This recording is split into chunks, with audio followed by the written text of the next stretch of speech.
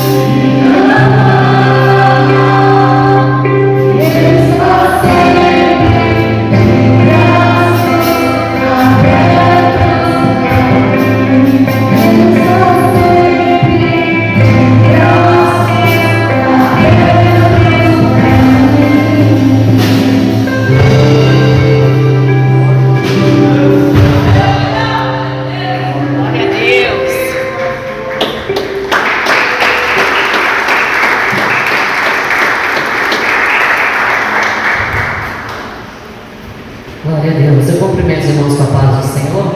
Amém. Graças a Deus nós estamos aqui para o terceiro dia da campanha, né, que o título aí que veio do nosso Conselho Nacional é Eu Sou.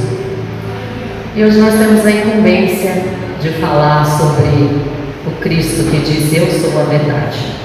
Vamos estar fazendo uma oração? Pai, aqui nós estamos, Senhor.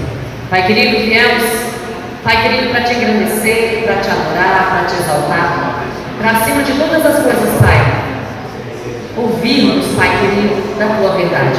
Que a tua verdade, Pai querido, entre nos nossos corações, que ela nos transforme, para que nós possamos, Pai, ser aqueles que carregam, que levam, que andam e que vivem na verdade. Pai, fala conosco nesta noite, faz a tua vontade em nome de Jesus. Amém? Vamos começar.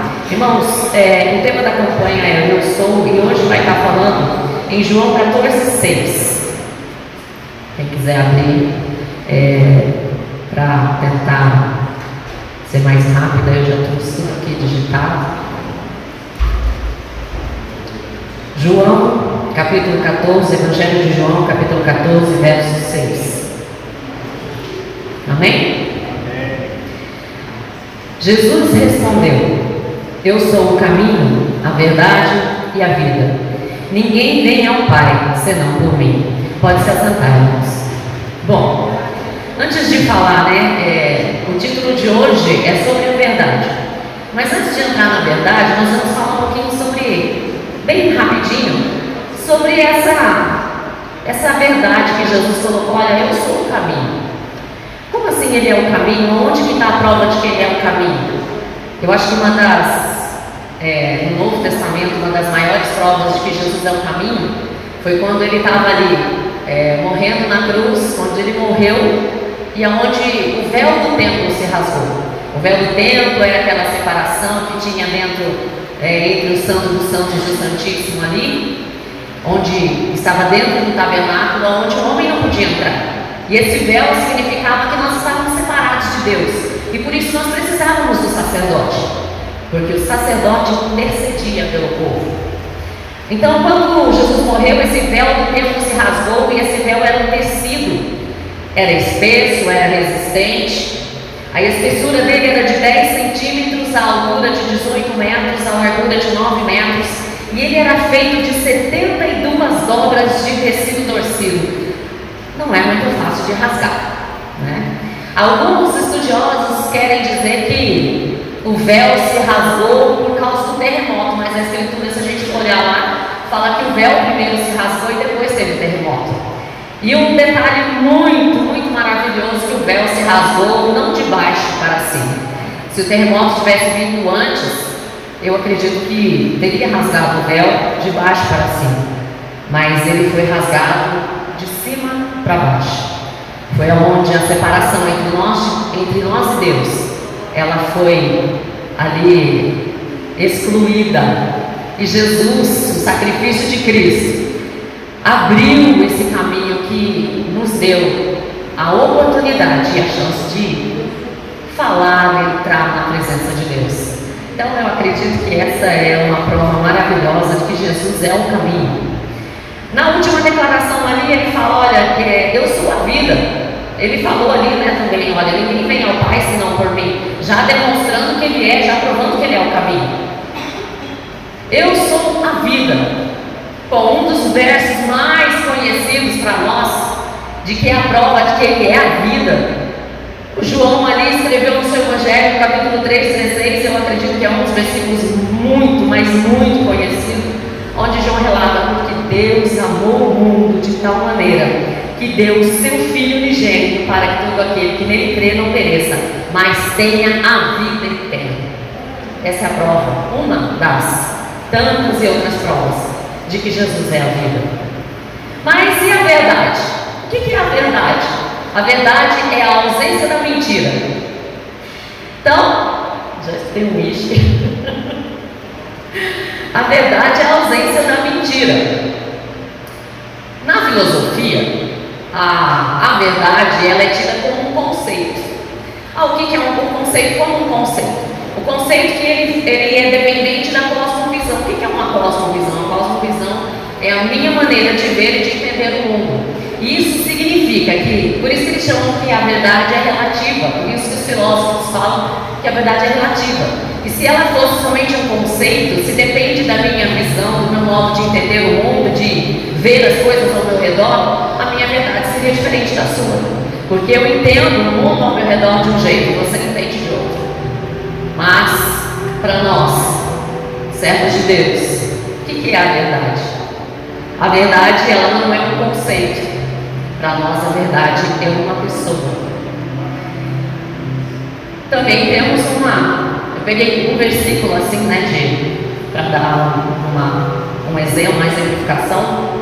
Também no Evangelho de João, no capítulo 1, ele já nos mostrou ali, ele já nos provou ali que a verdade era uma pessoa. Ele fala assim: a encarnação do Verbo. No princípio era o Verbo, e o Verbo estava com Deus, e o Verbo era Deus. Ele estava no princípio com Deus, todas as coisas foram feitas por Ele, sem Ele nada do que foi feito se fez. A vida estava nele e a vida era a luz dos homens.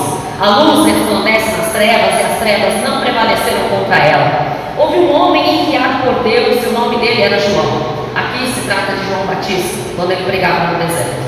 Este veio como testemunha para testificar a respeito da luz, para que todos viessem a crer por meio dele. Ele, João Batista, ele não era a luz, mas veio para dar testemunho da luz, a verdadeira luz que vinda ao mundo ilumina toda a humanidade. O Verbo estava no mundo, o mundo foi feito por ele, o mundo foi feito por meio dele, mas o mundo não o conheceu. Veio para o que era seu, e os seus não o receberam.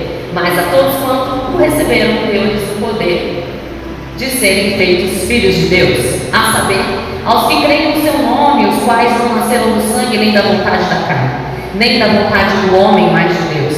E o Verbo se fez carne e habitou entre nós, cheio de graça e de verdade, e vimos a sua glória, glória como do unigênito do Pai. João Batista dá testemunho a respeito dele e exclama: este é aquele de quem eu dizia, ele vem depois de mim, mas é mais importante do que eu, pois já existia antes de mim, porque todos nós temos recebido da sua plenitude graça sobre graça, porque a lei foi dada por meio de Moisés, a graça e a verdade vieram por meio de Jesus Cristo. Ninguém jamais viu Deus, o Deus unigênito que está junto do Pai, é quem o revelou. João, capítulo 1, do 1 ao 18. Então, João mostra que a verdade é uma pessoa.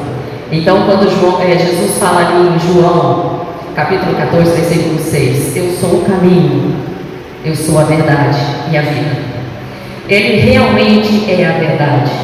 E o profeta Isaías, em uma de suas profecias, também mostrou que a verdade era uma pessoa. Ele fala assim: porque um menino nos nasceu, um filho se nos deu, o governo está sobre os seus ombros, o seu nome será maravilhoso, Conselheiro, Deus forte, Pai da eternidade, Príncipe da paz. Ele estenderá o seu governo e haverá paz sem fim sobre o trono de Davi e sobre o seu reino, para o estabelecer e para o firmar com juízo e com justiça, desde agora e para sempre.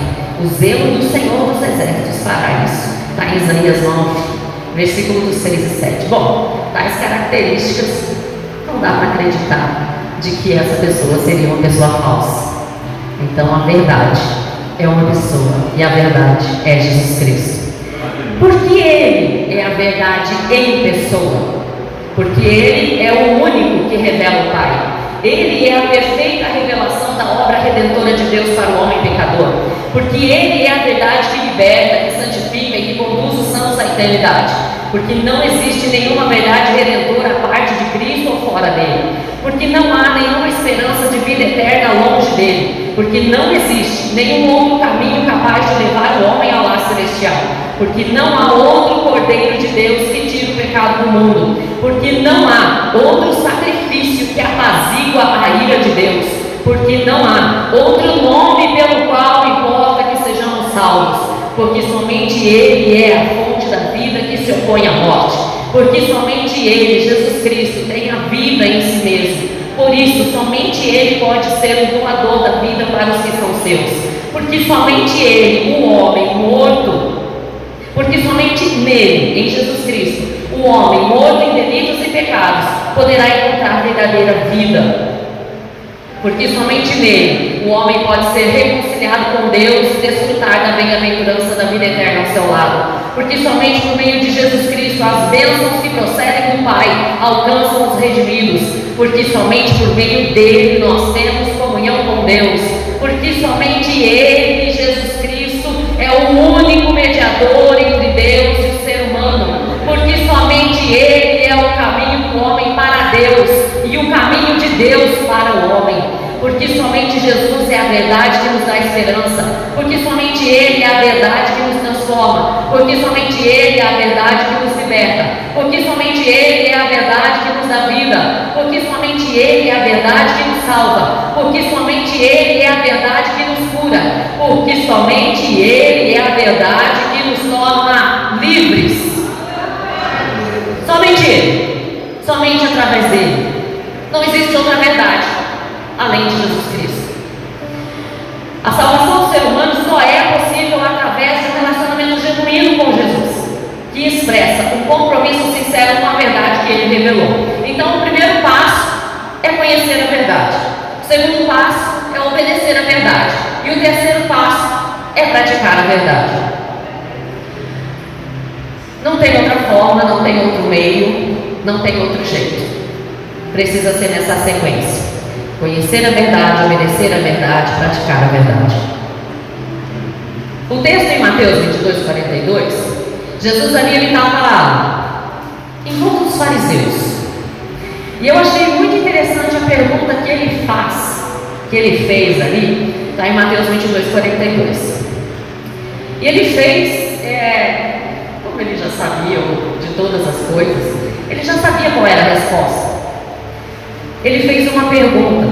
Ele falou assim: o que pensais vós do Cristo? E no decorrer da minha e da sua vida, querendo ou não, no decorrer da história, nós, sem saber ou sem ter um entendimento, nós estamos respondendo essa pergunta: o que pensais vós do Cristo? Ah, mas como assim que eu estou respondendo essa pergunta? Com o modo de vida que eu vivo, com o que eu acredito, por onde eu ando, o que eu faço, através do meu modo de viver, através do meu modo de falar, através do meu modo de agir. A minha reação diante da verdade mostra o que eu penso do Cristo. E essa pergunta ali, depois vocês vão ler lá, ele estava falando sobre Davi, e ninguém conseguiu responder do jeito de Jesus, né? Da maneira como Jesus se revelava. E no decorrer do momento, dos tempos, cada pessoa responde a essa pergunta mesmo inconscientemente. Alguns fariseus, eles disseram, vamos ver os pensamentos de alguns que falaram sobre Jesus. Alguns fariseus, eles falaram assim: ele é amigo de pecadores, come com publicanos, atende prostitutas. Os principais sacerdotes, junto dos escribas e anciões, disseram ali quando Jesus estava crucificado, eles olharam para Cristo e falaram assim: salvou os outros e não pode salvar a ti mesmo. Caifás, aquele que pagou Judas para traí-lo, disse: ele blasfema. Pôncio Pilatos, aquele que entregou Jesus para ser crucificado, disse: eu não achei nele crime algum. A mulher de Pilatos disse: olha, não te envolvas com este justo. Judas Iscariotes, o traidor, disse: eu traí sangue inocente. Centurião que castigou Jesus após a morte de Cristo, ele falou assim, porque ele percebeu que os eventos que sucederam não era normal, anoiteceu, escureceu, não foi um evento normal, natural. E ele reconheceu, ele falou: verdadeiramente este homem era o Filho de Deus. João Batista, ele disse: ele é o Cordeiro de Deus que tira o pecado do mundo, ele é a única esperança. Pedro disse: tu és o Cristo, o Filho do Deus vivo. Aqui nesse momento, quando Pedro falou isso, Jesus falou para ele que ele tinha recebido essa revelação através de Deus. E que através sobre aquela verdade, sobre essa pedra, eu edificarei a minha igreja. Qual que era a pedra que Jesus estava falando ali? Sobre a verdade que saiu da boca de Pedro: tu és o Cristo, o Filho do Deus vivo. Sobre essa verdade que tu disseste, eu vou edificar minha igreja, e as portas do inferno não prevalecerão contra ela. As portas do inferno não vão prevalecer contra quem? Contra essa verdade, contra a igreja da verdade. João disse lá na ilha de Patmos, na revelação que ele teve: ele é o Alfa, ele é o Ômega, o Rei dos Reis, o noivo da igreja. Em Lucas 11:14, Jesus expulsa um demônio que era mudo. E alguns disseram ali: ele expulsa demônios pelo poder de Beelzebub, o maioral dos demônios. Está vendo como, de algum modo, as pessoas, sem saber ou inconscientemente, responderam essa pergunta: o que pensais vós do Cristo? O apóstolo Paulo disse: ele é a minha vida, o viver é Cristo e o morrer é lucro. John Lennon, quem que não lembra de John Lennon, da história dos Beatles? Em 4 de março de 1966, ele disse a um jornal inglês: o cristianismo irá embora, vai desaparecer e encolher. Eu não preciso discutir sobre isso, eu estou certo e ficar aprovado que estou certo. Somos mais populares que Jesus. Não conhecia a verdade e falava contra a verdade. Por que eu estou falando sobre esses pensamentos? Porque a minha vida responde com o que eu penso de Cristo. A sua vida responde o que você pensa de Cristo. O modo como agimos é a resposta de como vemos e de como olhamos para Cristo. Eu achei outra história bem interessante também. Porque falar sobre a verdade, eu teria que explicar o que é a verdade, a ausência da mentira. Eu teria que explicar por que Jesus é a verdade. Então, eu dei algumas explicações aqui por que ele é a verdade. E chegamos a essa pergunta: o que pensais vós do Cristo? O que eu penso do Cristo? O que você pensa de Cristo?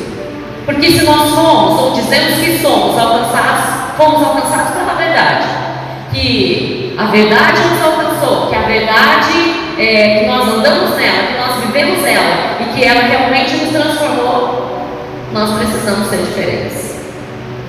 E eu tenho olhado, irmãos, eu não vou lembrar o nome do pastor, esses dias eu conversei isso com a Silvaninha, acho que ela não está aí. Na última reunião que teve da nossa convenção em São Paulo, o pastor Bergamin chamou um pastor metodista para ministrar. E eu estava assistindo. E eu achei muito interessante. E foi também um pouco assustador o que aquele pastor falou. Na ministração, ele estava falando assim que ele não acha bonito pessoas morrerem em cima do púlpito. Porque pastores têm morrido em cima do púlpito por cansaço, por estresse, por demasia de ocupação. E numa dessas, porque ele estava ministrando para pastores, e realmente não é assim, pastor. A gente tem vivido uns dias cansados, um dia ocupado demais, correndo demais, exausto demais, ansioso demais. A gente tem vivido dias assim. E eu fui pesquisar sobre esse pastor e achei um podcast sobre ele. E nesse podcast ele estava respondendo, um podcast cristão, ele estava respondendo algumas perguntas. E ele falou algo que eu falei: meu Deus. No conceito, na maneira de pensar dele, ele fala assim, que a gente ora pedindo para Jesus vir buscar a volta, Mas da maneira como ele está olhando e vendo hoje em dia, que ele não vê que hoje tem uma igreja pronta, preparada para Cristo vir buscar. Eu falei: oxi. Ele falou: mas por que o senhor pensa assim? Ele falou assim: olha, se a gente for olhar lá, o descida de Pentecostes tinha 120 homens que conseguiram converter 3.000 almas.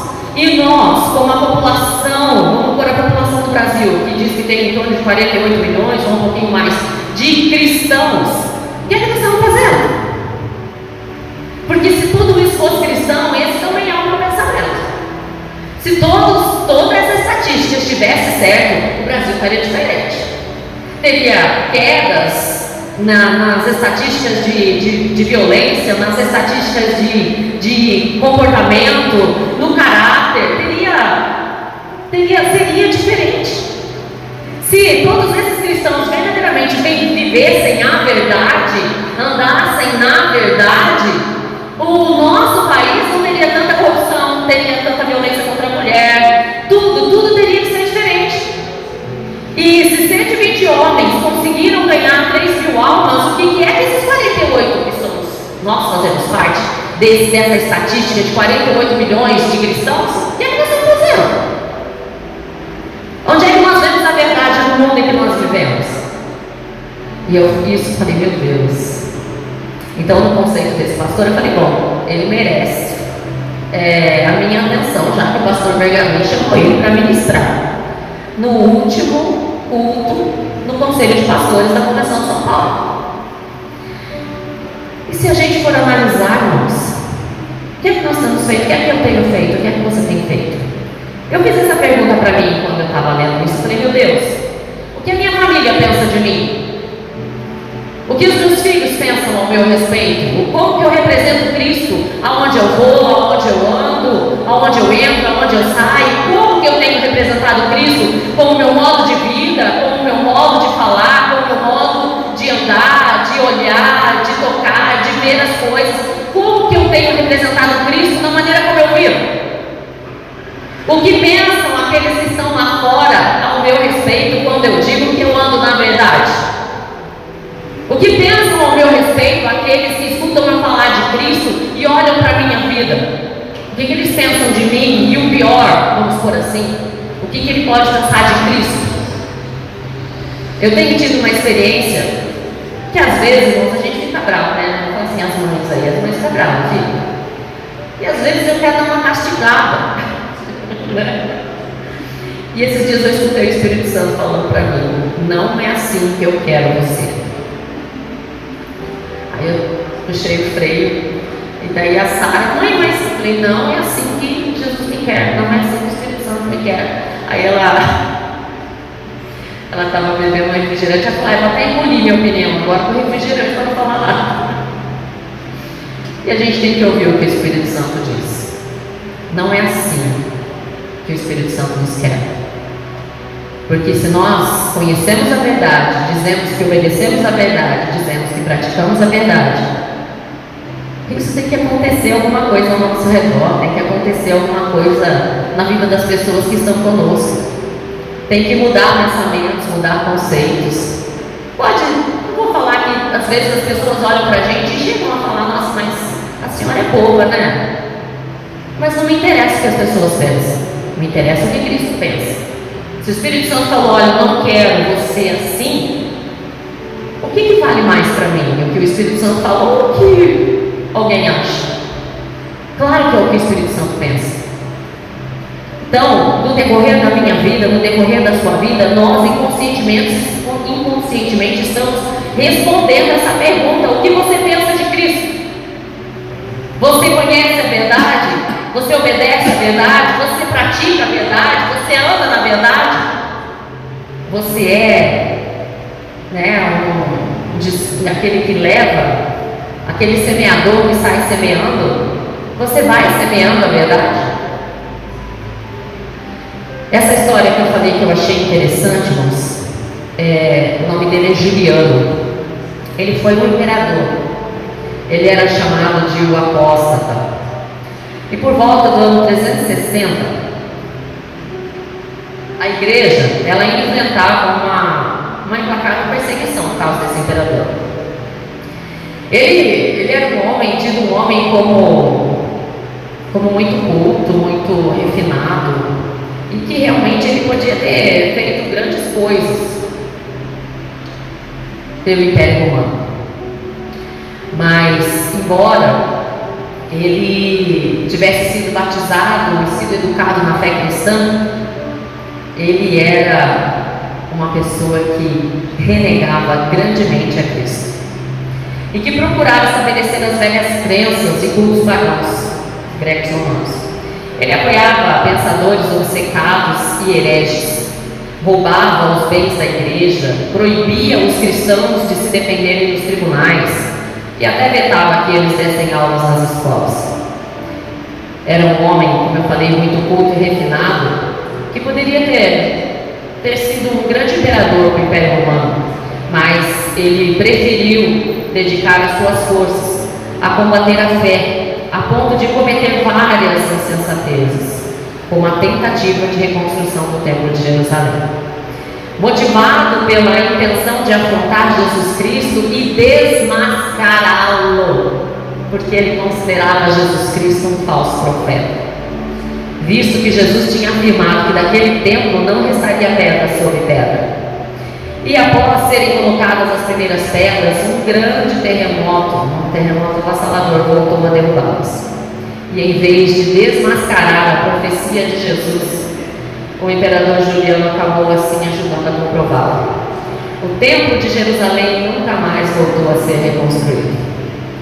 E um tempo depois ele partiu para uma guerra contra os persas. Juliano foi ferido mortalmente por uma flecha.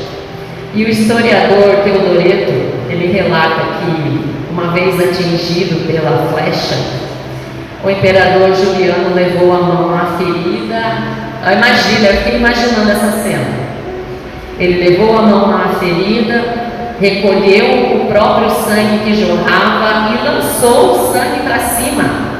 E gritando para o céu, ele disse: "Venceste, ó Galileu!"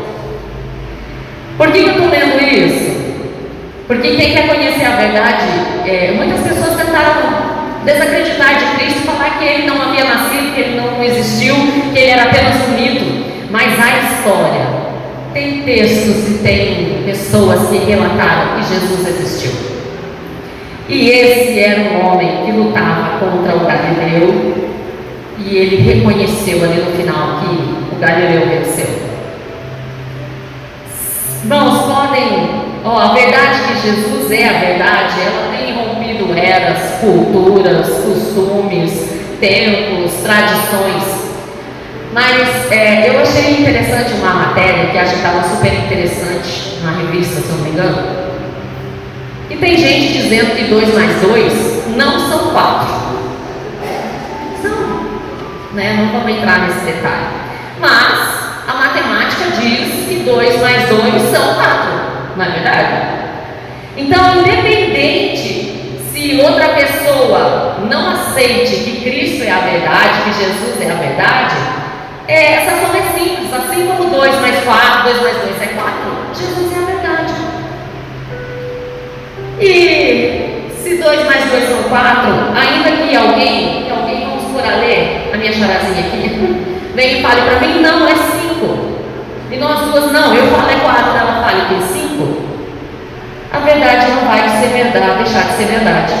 A verdade não vai ser alterada ou perderá o seu valor, ela continuará sendo verdade.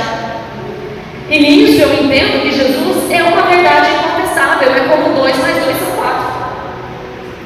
E o fato das pessoas não aceitarem Jesus como a verdade absoluta, aquela que mesmo que alguém não acredite que seja, não altera quem ele é, não muda o estado dele, não interfere no seu poder. Verdade é verdade, mesmo que muitos não a reconheçam. Então, irmãos, que nós possamos entender que Cristo é a verdade.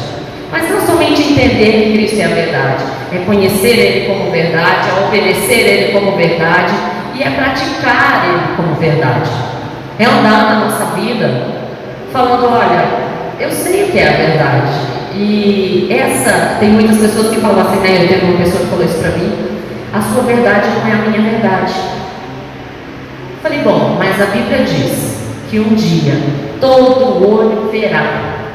Todo olho verá e todo joelho se dobrará. Então não importa quanto tempo leve, a verdade é a verdade. E um dia ela vai se manifestar para todos verem.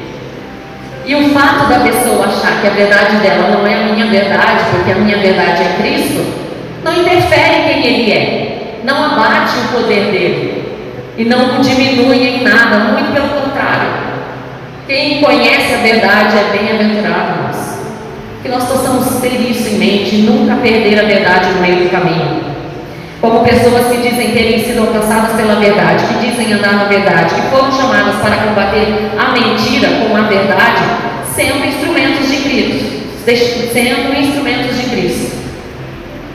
Né? Foi o que pergunta que eu fiz para vocês.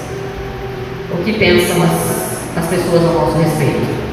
O que pensa a minha família ao meu respeito? O que pensa a sua família ao seu respeito? O meu irmão, agora acho que foi no Natal, ele fez uma brincadeira comigo. Ele olhou para mim: olha, sorte sua que você é crente. Ele ia abrir a boca para falar alguma coisa e eu estava presente. E ele falou: sorte sua que você é crente. Eu falei: oxe. Então, seja a verdade, independente de onde a gente esteja, independente de que as pessoas ao nosso redor não conheçam a verdade. Nós estamos aqui para levar a verdade, ainda que as pessoas não queiram essa verdade que a gente tem como verdade. É meio confuso, né? Mas Cristo é a verdade, e eu e você fomos chamados para apresentar a verdade. Então, que nós possamos executar bem o nosso chamado como instrumentos na mão daquele que é a verdade. Mentira, irmãos. Sabe, uma coisa que tem chamado muito a minha atenção é o que eu falei aqui: 48 milhões de cristãos. Mas hoje a gente olha para a igreja e a gente vê pessoas enfermas.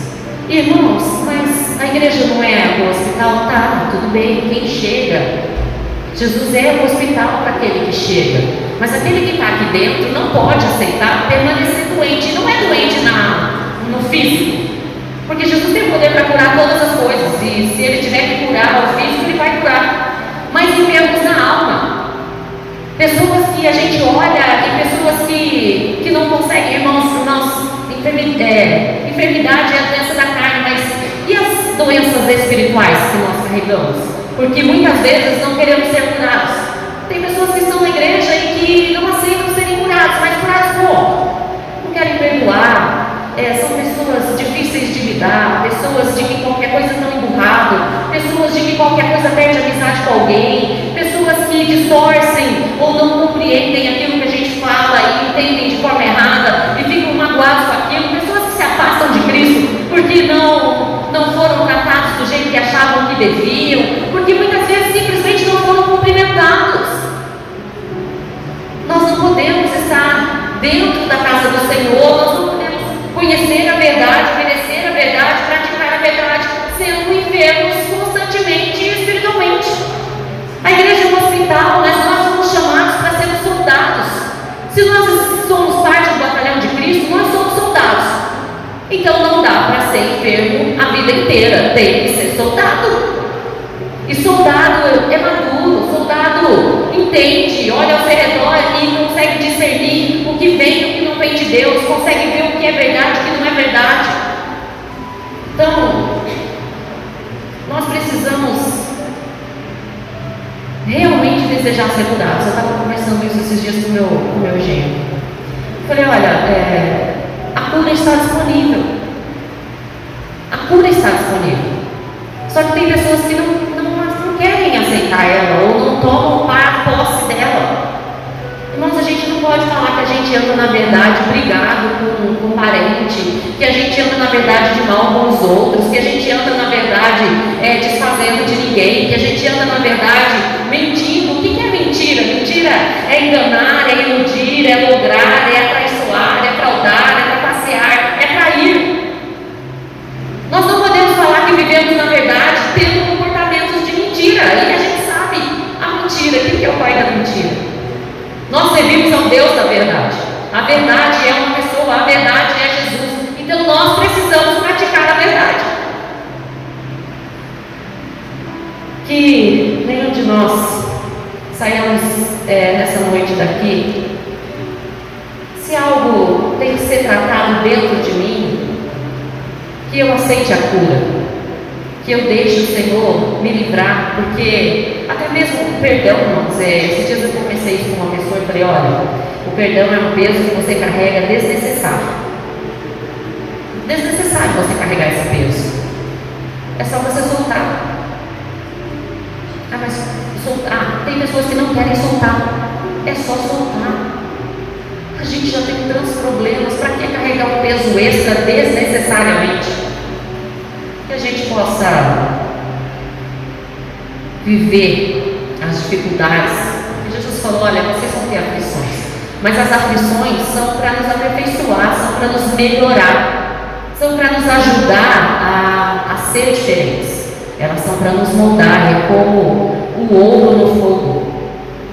E enquanto nós estivermos aqui, nós vamos ser moldados como ouro no fogo. As tribulações elas vão acontecer, as dificuldades vão acontecer, mas nós precisamos aprender a ser verdade também. Porque se o nosso Deus é a verdade, não tem como nós sermos parte de uma mentira. E Cristo não é a mentira. Se você for pesquisar, tem vários historiadores, até mesmo eu vi uma entrevista com o escritor Augusto Cury, que ele foi estudar para tentar provar que Jesus era uma mentira. Ele acabou convertido. Ele se converteu. Então, irmãos, a verdade é Jesus. E eu e você estamos ouvindo a verdade. E nós precisamos aprender a verdade, andar na verdade, viver a verdade e espalhar a verdade. A verdade nos alcançou e essa verdade precisa ser a semente que a gente está plantando no nosso dia a dia, por onde a gente passa. Amém, irmãos? Então nunca se esqueça, a verdade é uma pessoa, a verdade é Jesus. Vamos se colocar em pé?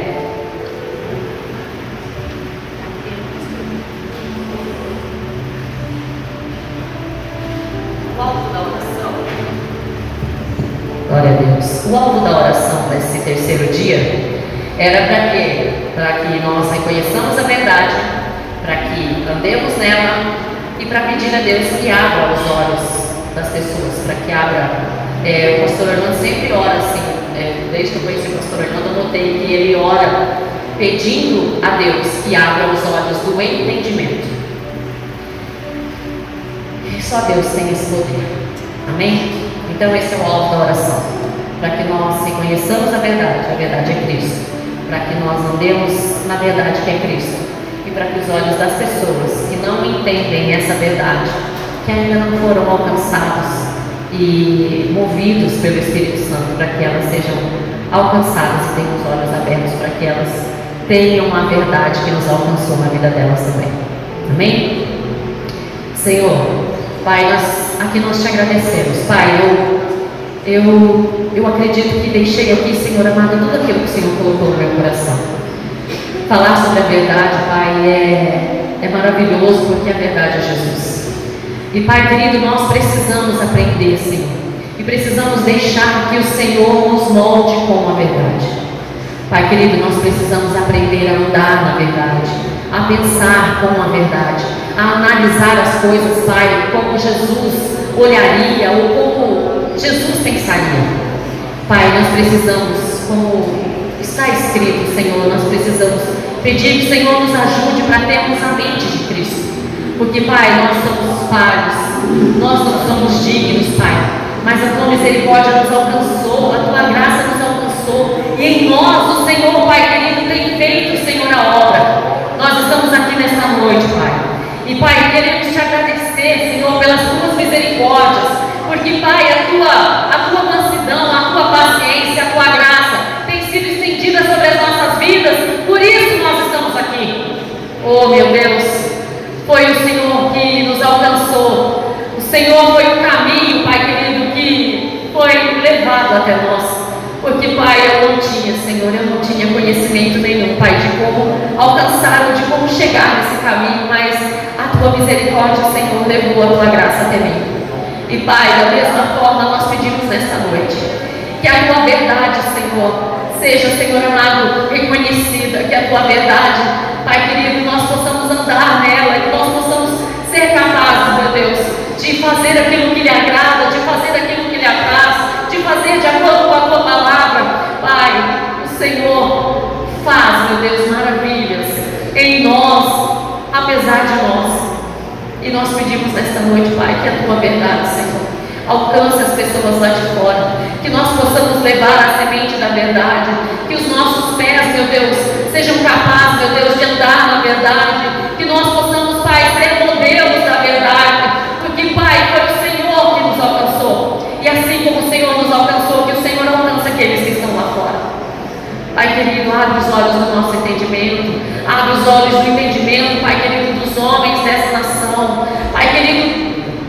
governantes, Pai, daqueles que estão, Senhor, com o poder nas mãos. Pai, nos ajuda, Senhor, ainda que muitas vezes nos sintamos pequenos, mas nos ajuda, Senhor, a sermos instrumentos do Senhor, por onde quer que nós andemos, entremos, na nossa entrada, na nossa saída, que nós sejamos, Pai, instrumento nas Tuas mãos, que nós possamos, Pai querido, ser, Senhor, instrumentos de honra, Pai, para o Teu nome. Que o Teu nome receba a glória, que o Teu nome receba a honra. E, Pai querido, que o Teu nome não seja envergonhado por nossa causa, ou porque nós, Pai, procedemos de maneira como o Senhor não deseja. Que o Senhor continue falando, Pai, nos nossos ouvidos, no meu ouvido, não é assim que eu quero você.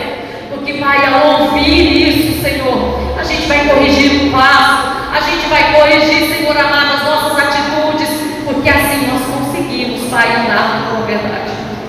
Pai, eu sempre falo isso, Senhor, é a minha vida. Então, Senhor, toma nas Tuas mãos a Tua igreja nesta noite, e que a Tua verdade, Pai, seja, Senhor amado, o nosso bem mais precioso, porque, Pai, o Senhor Jesus é o nosso maior bem. Oh Deus, obrigada, Senhor, obrigada, Jesus. Eu agradeço pela minha oportunidade e agradeço pela graça de Deus. Quando o pastor me convidou, eu falei, meu Deus, mas eu falei para o Senhor que eu não vou falar não, e eu acredito que fiz aquilo que o Senhor me mandou fazer. Eu agradeço a minha oportunidade.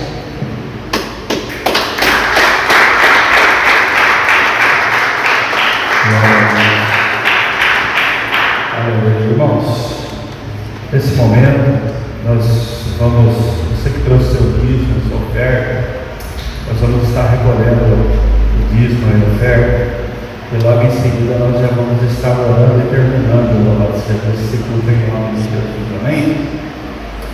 Oremos ao Senhor. Senhor Deus e Pai, nós te agradecemos, Senhor, por cada irmão nesta noite, agradecemos por essa palavra maravilhosa. Nós queremos, Senhor, te agradecer nessa noite pelos dizimistas, pelos ofertantes, Senhor, por aqueles que nesta noite, Senhor, se prepararam para contribuir na sua casa. Nós agradecemos, Senhor, por essas vidas.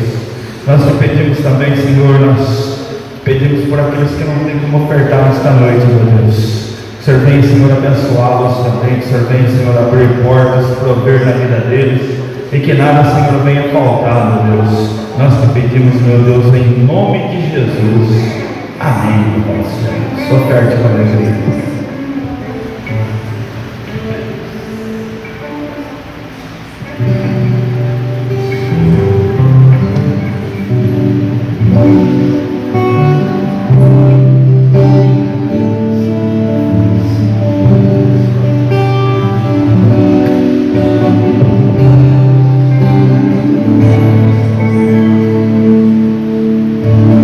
Espírito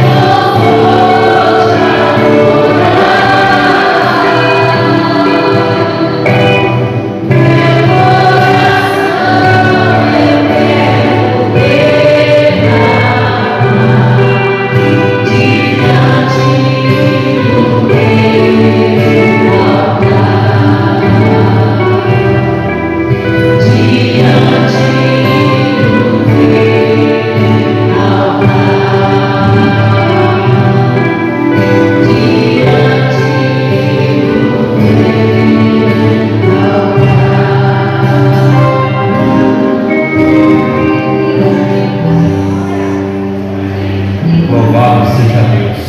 Se põe em pé, igreja, em nome de Jesus. Amanhã o culto permanece às 19 horas e 30 minutos. O nosso culto está mais curto, né, irmãos? O culto de 1 hora, e domingo é o horário normal, amém? Estenda assim suas mãos para cá. E o grande amor de Deus, a graça de nosso Senhor e Salvador Jesus Cristo e a consolação do Espírito Santo de Deus esteja sempre conosco. E o mesmo Deus que nos trouxe também nos leve na paz do Senhor Jesus. Que a igreja diga amém. Louvado seja Deus. Está terminado em nome de Jesus. Não saia sem salvar o seu irmão.